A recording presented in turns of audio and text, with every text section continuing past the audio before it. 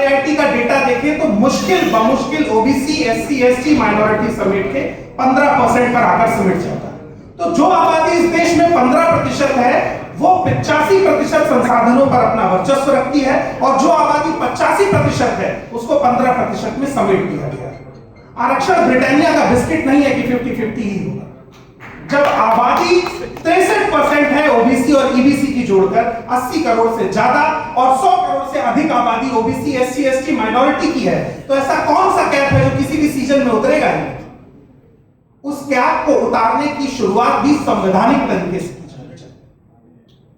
पिछले कई वर्षों में जब रिजर्वेशन का कैप हटाने को लेकर डिबेट हुई तो किसी मेन स्ट्रीम टीवी मीडिया पर कोई डिबेट ऑर्गेनाइज नहीं, लेकिन 7 दिन पहले आरक्षण हटाओ मूवमेंट शुरू होता है और हर मेन स्ट्रीम मीडिया के टीवी चैनल पर आरक्षण को हटाने की एक नई बहस शुरू कर दी जाती है, जिसमें यह बताया जाता है कि आरक्षण तो आर्थिक आधार पर था। इसका जवाब यह है कि जब किसी की मूंछ कटवाई जाती है तो क्या जेब में बैलेंस देख के कटवाई जाती है? आप जब किसी की मूंछ काटते हैं तो गरीब की मूंछ भी आती है और अमीर की मूंछ भी आती है। उस प्राइड के खिलाफ लड़ाई है जो अनसर्टेन प्राइड आप अपनी जेब में रखकर बैठे हैं। और अभी तो ये लड़ाई सरकारी नौकरी, संवैधानिक तरीके से संसद के भीतर ओबीसी रिजर्वेशन की है। एक और बड़ा सेक्टर है इस देश में जिसको रिलीजियस इकोनॉमी कहते हैं।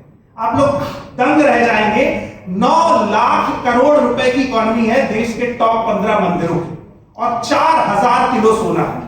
क्यों इस देश में चारों शंकराचार्य सवर्ण समाज के बनेंगे? एक ओबीसी होगा, एक एससी होगा, एक एसटी होगा, उसके बाद तय किया जाएगा कि रिजर्वेशन किस आधार पर होना चाहिए। देश के हर बड़े मंदिर में जो पुजारी होंगे वो भी ओबीसी एससी एसटी समाज से आएंगे। मुख्यमंत्री से बड़ा तो पद नहीं होता ना किसी राज्य में।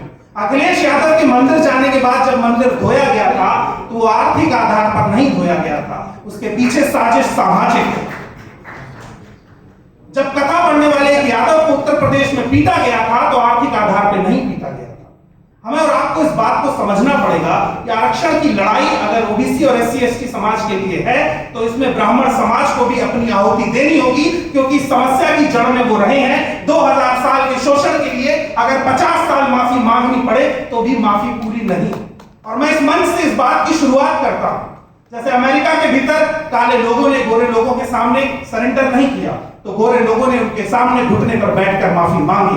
और इस देश के ब्राह्मण को अगर आपसी वैमनस्यता, भेदभाव और जो घृणा इस देश के ओबीसी एससी एसटी समाज के भीतर आपके लिए है उसे कम करना है तो अंततः आपको माफी मांगनी पड़ेगी।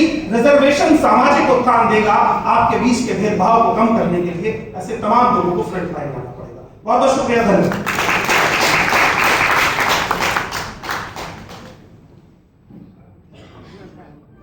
धन्यवाद राघव जी। मैं